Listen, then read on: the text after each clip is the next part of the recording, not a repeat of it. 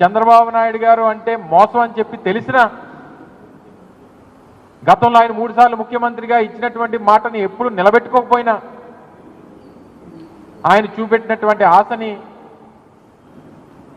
ఈరోజు ప్రజలు నమ్మి ఓట్లేసినందుకు మళ్ళీ నట్టేట ముంచేసేటువంటి కార్యక్రమాన్ని చేశారు. ఎక్కడ సూపర్ 6 సంబంధించి ఎన్నికల్లో అధికారంలోకి రావడానికి ప్రభుత్వాన్ని ఏర్పాటు చేయడానికి ప్రధానమైనటువంటి ఒక ఆయుధంగా వాడుకున్నటువంటి సూపర్ 6 ఏమైపోయిందో తెలియదు. పోనీ ఇచ్చినటువంటి మాటను నిలబెట్టుకుంటారా అంటే ఆ నమ్మకం ప్రజలకు లేదు. ఎందుకు లేదు అని అంటే గతంలో నవంబర్లో 2024-25 సంబంధించినటువంటి బడ్జెట్ని సరే అధికారంలోకి వచ్చినటువంటి 6 నెలల తర్వాత మీరు బడ్జెట్ని ప్రవేశపెట్టారు. బడ్జెట్ ప్రవేశపెట్టినప్పుడు ఏం చెప్పారు? ఏదైతే అమ్మఒడి మీరు దాని పేరు మార్చి తల్లికి వందనం అని చెప్పి పేరు మార్చి 5,300 కోట్ల రూపాయలు అందులో పొందుపరిచారు. ₹1 అయినా విడుదలైందా? ఎవరికన్నా ఒక తల్లికో ఒక బిడ్డకో ₹1 ఇచ్చారా? లేదు. రైతు భరోసా కింద ఏదైతే మీరు అన్నదాత సుఖీభవ అని చెప్పి పేరు మార్చి మీరు చెప్పారో దానికి ఒక 1,000 కోట్ల రూపాయలు కేటాయింపులు చేశారు.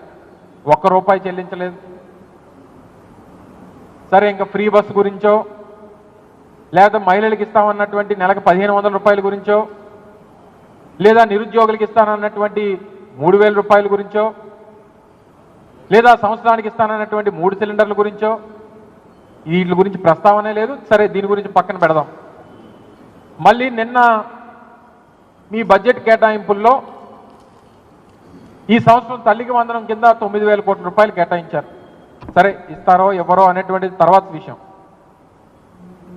మీరు ఇచ్చినటువంటి ఎన్నికల హామీ ఏంటి? రాష్ట్రంలో ఎంతమంది 1వ తరగతి నుంచి 12వ తరగతి వరకు పిల్లలు ఉంటారో తల్లికి ఎంతమంది పిల్లలు ఉంటే అంతమంది పిల్లలకి సంవత్సరానికి 15,000 రూపాయలు ఇస్తామన్నారు. ఎందుకంటే గతంలో మేము ప్రభుత్వంలో ఉన్నాం. మేము అమ్మఒడి కింద అనేక పథకాలు అనేక సందర్భాల్లో 5 సంవత్సరాలు వారికి 15,000 రూపాయల చొప్పున చెల్లించాం. మాకున్నటువంటి లెక్కల ప్రకారం రాష్ట్రంలో 80 లక్షల మంది పిల్లలు ఉన్నారు. ఇది ప్రభుత్వ లెక్కలు. సంవత్సరానికి 80 లక్షల మంది పిల్లలకి 15,000 రూపాయలు చొప్పున ఇస్తే 12,000 కోట్ల రూపాయలు కేటాయింపులు చేయాలి. మీరు చెప్తుందేమో 9,000 కోట్ల రూపాయలు, కేటాయించిందేమో 8,600 కోట్ల రూపాయలు. తీరా ఎంత ఇస్తారో అనేటువంటిది ఆ దేవుడికి తెలియాలి.